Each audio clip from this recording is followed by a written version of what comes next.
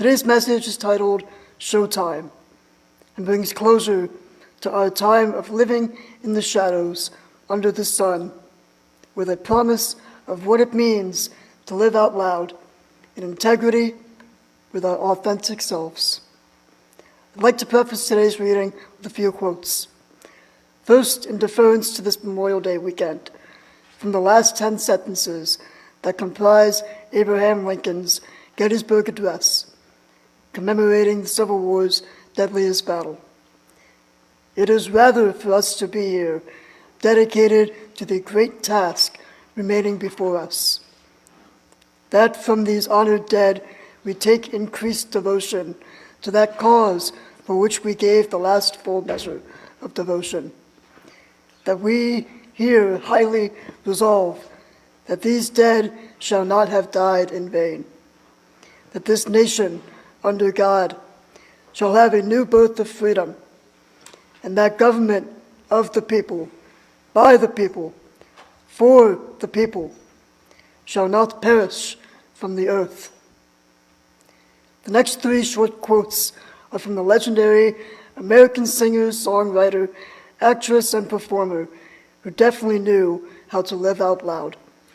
Tina Turner, who transitioned this week at the age of 83, and who said, "I'm not going to worry about what people think of me.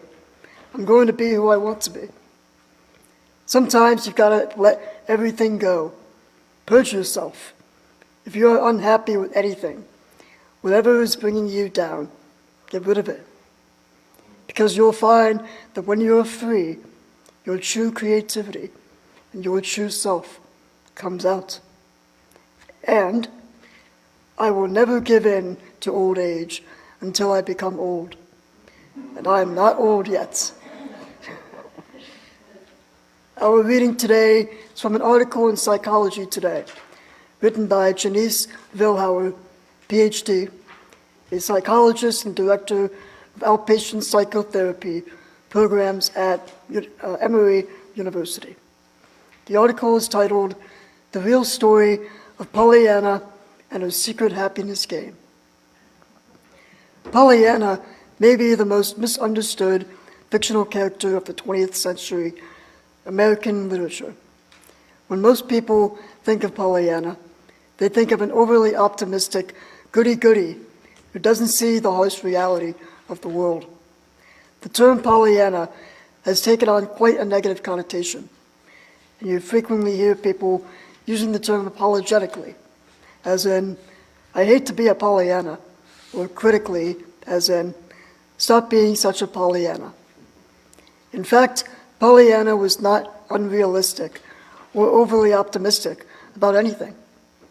She was a little girl with a very poor but very wise father who recognized the seeming duality of everything in life and taught her to play a game based on this idea, the glad game. Pollyanna's game was known as the glad game.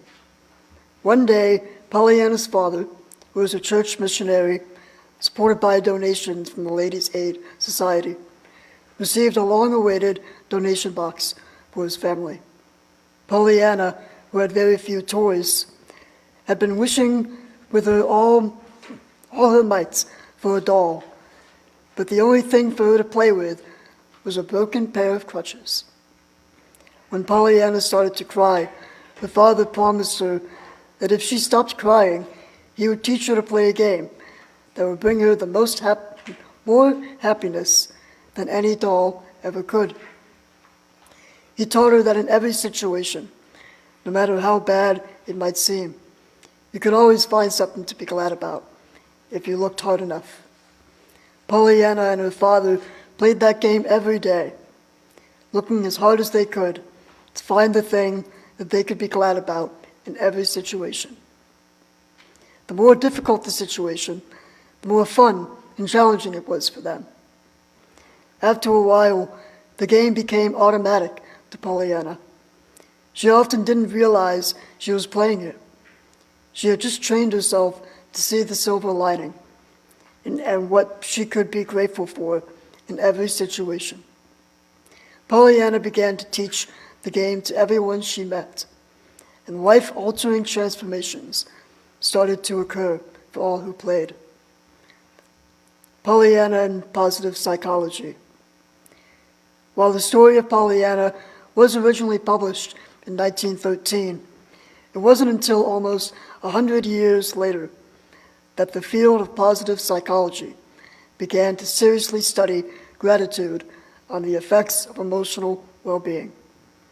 Since then, a large body of research has come together showing that those who engage in the regular exercise of gratitude experience a multitude of benefits, including improved sleep, greater happiness, less depression, better social relationships, and greater overall life satisfaction. One study showed that the effect of gratitude was above and beyond what psychotherapy alone accomplished, and that those who received psychotherapy and engaged in daily gratitude writing reported better mental health than those who engaged in only psychotherapy. Gratitude may also be beneficial to people with medical illnesses. One study found that cardiac patients who practiced being grateful reported better sleep, less fatigue, and lower levels of cellular inflammation. Scientists who have looked at the neural correlates of gratitude in the brain have showed that the practice of gratitude appears to activate brain regions often associated with areas that generate a feeling of reward. Very importantly, this response can be strengthened by engaging in activities such as gratitude journaling. This means that practicing gratitude can actually change your brain and allow you to experience the world in a more rewarding way. So if you're looking to experience more positive emotions and well-being in your life, start playing Pollyanna's game. See if you can find something to be glad about and grateful for in every situation, no matter how bad things seem. And if someone dares to call you a Pollyanna, smile and say thank you. We might say that in every situation, no matter how ungodlike it might seem, the good of God is always there for us to recognize, affirm, experience, and be grateful for, as we so choose.